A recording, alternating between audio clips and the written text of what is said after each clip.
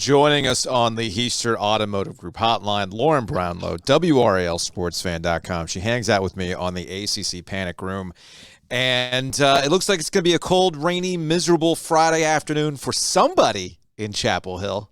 Who's it going to be, Brownlow? Oh my God. See, listen, if I were writing right now, I would have written something about how, like, this is every crab in a bucket North Carolina football fan's dream, isn't it? It really is, right? That's State comes into this off a terrible loss to Boston College. Carolina comes into it off a terrible loss to Georgia Tech, both at home.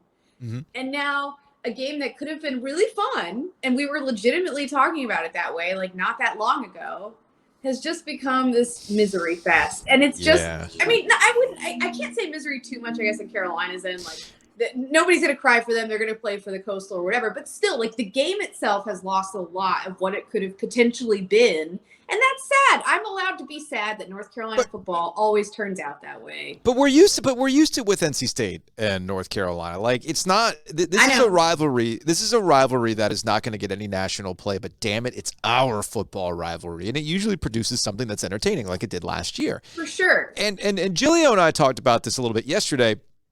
And then I don't think the loss to Georgia Tech really changes anything in terms of how you fundamentally look at North Carolina's season to date. You mentioned it. They won the Coastal Division. This was one of those classic, as we talked about in the Panic Room, mess around and find out situations that they've been flirting with. It gives them a nice little reset, little recalibration ahead of, classic trap game, as Mac Brown said. I mean, and, they can get ready for the ACC championship game. They weren't going to make the playoff regardless. No, they weren't. Saying that anyways, but, even if they had beaten the crap out of Georgia Tech and beaten the crap out of NC State, it still would have taken a ton of things to go their way. Sure. And it wasn't going to be very likely. Like, it just wasn't going to happen. So it's not like they lost I guess they lost the chance to be in the discourse, That's really what it was. And the thing was on Saturday with North Carolina, you're right. Their chances of making the college football playoff are very, very slim. But it's like Dumb and Dumber. So you're saying there's a chance. And now it's like, never mind. Yeah, never mind. Because Tennessee losing opens that up, by the way. The way Michigan got their win against Illinois kind of opens that up. No, it's top 25 team at least, but yeah. They get there. True, but what I'm saying is Michigan can get knocked out real quick. Yeah. And what's going to be really interesting going forward, and we'll find out in the college football playoff rankings tonight, what do you do with Clemson, right? Miami's not good, but they absolutely took care of business against the Tigers. And I'm going to be really curious to see how much longer LSU stays ahead of not just Clemson, but Southern Cal as well, because they got another top 25 win over UCLA this weekend. What about Florida State, too? Yeah, Florida State's been good. They don't like head-to-head, I think, as much as some people do, but, they do have a head-to-head win over LSU at this point, and they're playing almost as well as anybody. I'm curious to see if they end up like there's no way they put FSU ahead of Clemson, right? But maybe no. But they hate Clemson this year, and I'm not saying that to be like flippant. They did not in the first rankings hate them, but the national people too, and even us locals watching them. I think that there's been this sort of nitpicking with them that's gone on because it hasn't always looked great. They've taken, some bad losses. The offense has sputtered at times. The defense has struggled some too. They haven't looked immortal. And I think that that's kind of led us to think that they're a trash team. It's like, it's not either or. Like, they can be still like a top 10 team and be a decent team. Like, it doesn't have to be they're going to make the playoff. But I think that they're kind of getting left behind a little bit in the way that we talk about teams because of the way that they've looked and the way they've struggled. Lauren Brownlow, WRALSportsFan.com, ACC Panic Room, hanging out with us here on the OG. I'm Joe Ovies. Gilio is out today. He'll be back tomorrow. You mentioned Florida State and what they've been able to do. Clemson runs the table in ACC play as they win the Atlantic, and they got through some top 25 matchups along the way. And, Mac Brown wins the Coastal at Carolina, and Mike Elko has turned Duke around from really 2 to 3 years of terrible football to bowl eligibility in a tight game against Pitt this past weekend. It's an interesting ACC Coach of the Year conversation. I mean, I can make arguments for Mac. I can make arguments for Dabo. Mike Elko's the easiest choice, really, because of what he's been able to do at Duke and what the expectations were. How do you see this kind of shaking out as we enter the last game of the regular season? I feel like coaches like Mac and Dabo will be dinged for their recruiting. Yes. because that's how. Well, frankly, that's usually how both awards work. But certainly, in football, when you have a guy like Mike Elko right there, that has come back into Duke and kind of revitalized them, gotten them back to a bowl in his first year, the culture change, all that good stuff you want to talk about. Like, that's it right there. I mean, I just kind of think that's going to be tough to beat for either of them. And it would have taken, like, if Mac and them, if they beat Georgia Tech, right? And then, even if they lost NC State, I think if they beat Georgia Tech, they've taken home the Coastal, all that stuff, maybe he gets more consideration. But I really do think that might ding him a little bit, Do you even look? It's entirely possible. Do you look at Mike Norvell through fresh eyes at this point? Do you look at Brent Key? I think you should. Like, they've beaten some people since they put him on as interim. Like, they beat Pitt, they beat North Carolina. Like, I don't know. I mean, I'm just saying, I think that, like, some of it will depend maybe a little bit on what Duke does. You don't want to see them get blown out in their last game either. You want to see them continue to be competitive, because that's what we're sort of used to seeing with Duke over the years, right? Is they kind of fall back to earth at the end of the year, injuries catch up with them, whatever. It's not like Wake's not really good, but they can compete with that team and hang around with them. And if they get, like, blown out, what was that one game? That one year was like 45-0 or something when they played Wake. Yeah, it was something ridiculous. They can't do that. And then I think he wins it, though. I think he wins it. Lauren Brownlow, WRALSportsFan.com, hanging out with us here on the OG. Giglio out today. He'll be back tomorrow. If you miss anything from today's show, check it out on the Best of the OG podcast. You can watch this conversation with Lauren Brownlow on our YouTube channel. Smash the subscribe, boop it. I don't know. Do something with the subscribe button and check it out. Oh, speaking of which, for the Carolina State game, you're going to hang out with me on Discord? What? You're going to be on Discord? Yeah, I'm trying to find some alternatives to Twitter, I mean, look, you and I, you know this about me and Twitter. I've been kind of bored with the platform. But when my guy, Trent Reznor, decides that he's done with Twitter, it makes me reconsider how much longer I want to be on Twitter. But I just don't know where to go. So, like, I started up the Reddit. Like, we have a subreddit now. 99.9. We got 99.9 the fan on Reddit. And then I started and you'll be happy to me because this ties into where I was going on this. Today's the 8th anniversary of Virginia Tech Wake Forest.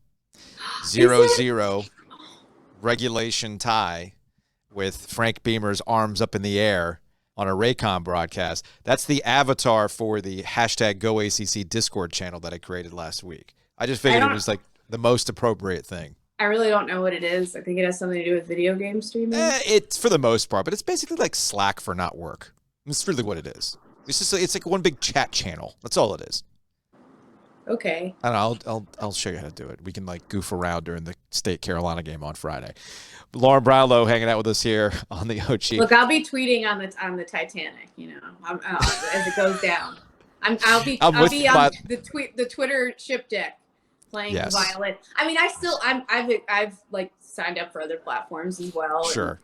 But, like, yeah, I'm going to keep going until I can't be there anymore. So you're not like, what is it, Billy Zane on the Titanic? He has a child. I have a child.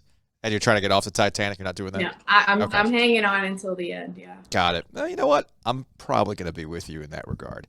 All right. Speaking of Twitter, I'm pretty sure this was real, but Matt Rule tweeted out hashtag OOU. Did you see that? No. What? I think it was the Matt Rule Twitter account, and he hashtagged it OOU, which was one of us, which was all part of his plan with the Panthers to create this culture, right? It's lovely that he's come out of the woodwork, right? The same week that they have like an historically bad offensive performance that I was almost impressed by. I was like, it's hard to do this on purpose. What you're doing.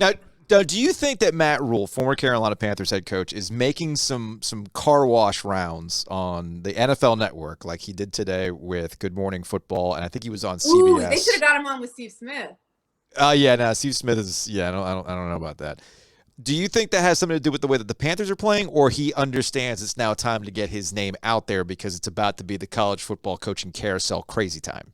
It's not like he's ever clock managed that well, so probably a coincidence. Honestly, I mean, I'm just saying, like, it's not.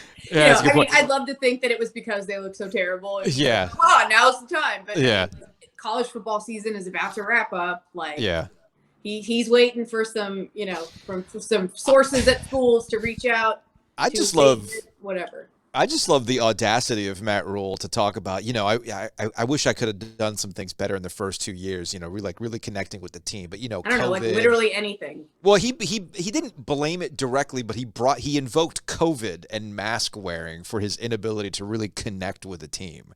And it's like, dude, okay, you and everybody else dealt with this. Why was it your problem? And also, we knew how the NFL operated. Everybody was in the facility. It's not like you couldn't see your player. Oh, well, I couldn't see their faces. Well, people are big. Some people are big on that nowadays. I guess so. It's whatever. Right. I looked that man in his eyes. See, you could still do that. Like that's you could look at the man in the eye. Yeah, like for me, that's a bigger thing, honestly, than cool if you have a great smile and whatever. But like, I can read eyes better than I can. You could give me a fake smile. I can look at your eyes and know if you're laughing for real or if you're just giving me a when I go to the doctor now, it's the same thing. Like I might make a joke and I can kind of see the nervous, and I'm like, oh, I wish I could see your face because I could just pretend that was a real laugh instead of like an awkward one to make me feel better.